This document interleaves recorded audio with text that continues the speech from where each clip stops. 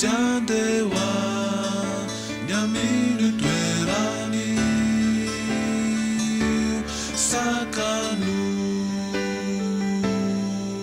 mitatiava hevitra sintonia mibavaka havana mantsakaiza metikolo patatra bifanerasera mini fiaramonina mbola tsy mahafantatra fa ny fiafarampahotana defa fatesana sy elo fonjero sariwa afaka tsy andewa nyaminy toerany itory mba andray famonjena andrayany Jesosy.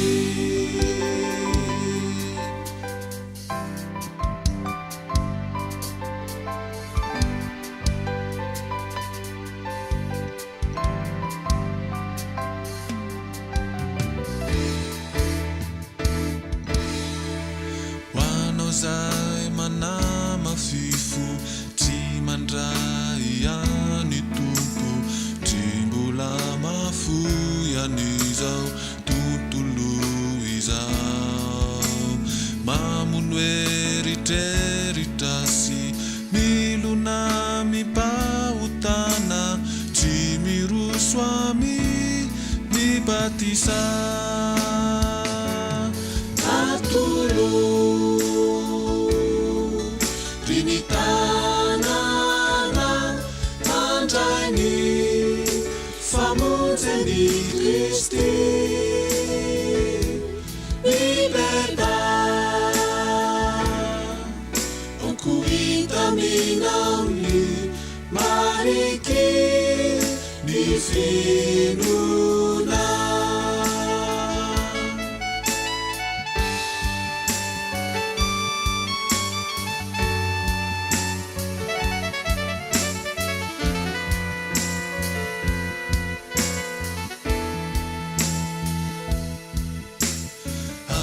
malina